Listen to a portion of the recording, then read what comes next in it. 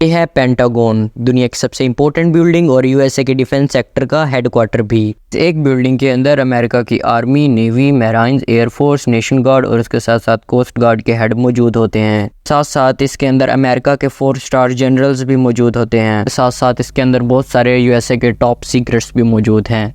इस चीज़ से तो अब तक आपको भी समझ आ गई होगी कि ये दुनिया की सबसे ज़्यादा सिक्योर बिल्डिंग होने वाली है, और ये दुनिया की सबसे ज़्यादा सिक्योर बिल्डिंग है भी। इस चीज़ के बावजूद ये आपको देखने में एक नॉर्मल ऑफिस बिल्डिंग ही लगेगी, लेकिन ये नॉर्मल ऑफिस बिल्डिंग बिल्कुल भी नहीं है। तो शुरू से बात करते हैं। जब इस पेंटागन को स्टार्टिंग में बनाया गया था तो इसकी टॉप प्रायोरिटी सिक्योरिटी बिल्कुल भी नहीं थी। उस वक्त इसको जल्दी से जल्दी बनाया गया था ताकि रीजन के अंदर न्याजीज़ के इन्फ्लुएंस को कम किया जा सके। उस वक्त इसको बहुत ज़्यादा सस्ते बजट में रख के बनाया गया था, क्योंकि उस वक्त महंगे वाला स्टील, जो टॉप क्वालिटी स्टील था, वो यूरोप रीजन के अंदर बहुत ही ज़्यादा कम था। टॉप क्वालिटी स्टील को सेकेंड वर्ल्ड वॉर के टाइम वेपन्स बनाने के लिए यूज़ किया जाता था। वक्त के प्रेसिडेंट फ्रैंकलिन ने भी यही मंजूरी दे दी और उसने कहा इसको इसी तरह बनने दिया जाए। आगे चलते हैं और 1990 के अंदर आते हैं। 1990 के अंदर पेंटागन के ऊपर हमला होता है, और ये हमला किसी टेररिस्ट ने नहीं बल्कि एस्बेस्टोस ने किया था। आप लोगों के जहन में ये ख्याल आया होगा कि एस्बेस्टोस क्या चीज़ है। पहले आपको बताया था कि इस बिल्डिंग को काफ़ी ज़्यादा सस्ते में तैयार किया गया था। इसी बिल्डिंग के अंदर एस्बेस्टोस को भी इस्तेमाल किया गया था, और एस्बेस्टोस भी एक बहुत ज़्यादा सस्ता मटेरियल है। एस्बेस्टोस को बिल्डिंग में इस्तेमाल करने से बिल्डिंग के अंदर आग लगने का ख़तरा बहुत ज़्यादा कम होता है, और ये एक इंसुलेटर की तरह भी काम करता है। लेकिन अब इस घर में लगा हुआ एस्बेस्टोस काफ़ी ज़्यादा पुराना हो चुका था। यही एस्बेस्टोस बिल्डिंग को काफ़ी ज़्यादा ख़राब कर रहा था, जिसकी वजह से इसको जल्दी चेंज करने की ज़रूरत थी। लेकिन ये मसला अभी सिर्फ इस वेज में ही आया था। इसी वजह से डिफेंसिव अथॉरिटी इस वेज को दोबारा से रीबिल्ड करने का डिसाइड करती हैं। लेकिन इस बार इस चीज़ का फैसला किया जाता है कि इस बिल्डिंग को काफ़ी ज़्यादा high quality anti terrorism material से बनाया जाएगा। इसी चीज़ को लेके चलते हुए 2001 के अंदर इसकी कंस्ट्रक्शन कंप्लीट हो जाती है। लेकिन अमेरिका की बदकिस्मती कि इसकी कंस्ट्रक्शन कंप्लीट होने के 1-2 महीने बाद ही अलकायदा ने उसी वेज के अंदर जाके प्लेन क्रैश करवा दिया।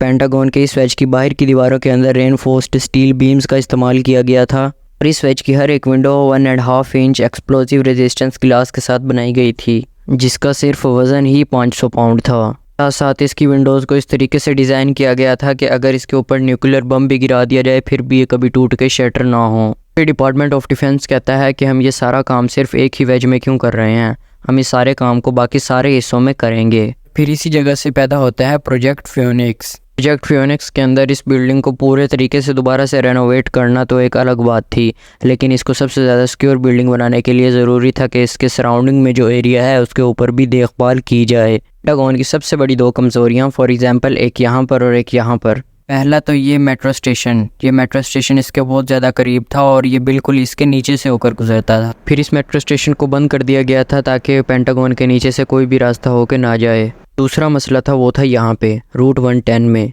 तो ये हाईवे पेंटागन के बिल्कुल ही साथ से होकर गुजरता था। ये ज़्यादा ख़तरे की बात थी क्योंकि कोई भी बंदा गाड़ी में बम रख के ला सकता था और वहाँ पे जाके फुटा सकता था।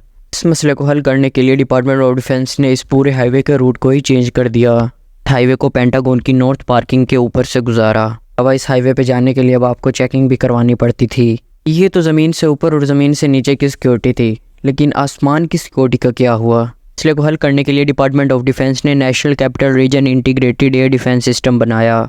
डिफेंस सिस्टम के अंदर डिपार्टमेंट ऑफ डिफेंस ने रिवर से इधर पूरा एक छोटा मिलिट्री बेस खड़ा कर दिया था, जिसके अंदर मुख्तलिफ रेडार्स, कैमरास और सेंसर्स मौजूद होते थे जो हर वक्त वर्जीनिया की एयर स्पेस को नोटिस करते रहते थे। और अगर ऐसा कोई भी एयरक्राफ्ट इस एयर स्पेस के अंदर दाखिल होता है जिसको वहाँ पर नहीं होना चाहिए तो अथॉरिटीज़ उसके कॉकपिट के अंदर एक लेज़र बीम फायर करती हैं। इससे उसके अंदर मौजूद पायलट को वार्न किया जाता है कि फ़ौरन इस एयर स्पेस से बाहर हो जाओ। अगर वो फिर भी इस एयर स्पेस से बाहर नहीं जाता तो उसको 3 दफ़ा वार्निंग दी जाती है, बार सीधा मिसाइल लॉन्च कर दी जाती है। अब ये सारा कुछ तो इसकी बाहर की सिक्योरिटी का हो जाता है। अब इसकी अंदर की सिक्योरिटी का क्या? तो हो सकता है कि कोई भी बंदा इस बिल्डिंग के अंदर बॉम्ब लेकर घुस जाए। आपको पहली बार सुनने में बहुत ज़्यादा मुश्किल लगेगा, लेकिन ये इतना मुश्किल है नहीं। कि आप लिटरली कोई भी सामान इसके अंदर शिप करवा सकते हैं और इसका ख़ुद का मेलिंग एड्रेस भी है। लेकिन अब मेरी पूरी बात सुनना आप लोग। पेंटागन को हर दिन हज़ारों मेल रिसीव होती हैं, तो फिर वो आखिर आपकी मेल को किस तरह रोकेगा जिसके अंदर बॉम्ब है? तो जब भी आप कोई भी चीज़ शिप करवाते हो पेंटागन में तो कभी भी वो पेंटागन में नहीं जाती बल्कि रिमोट डिलीवरी फैसिलिटी में जाती है।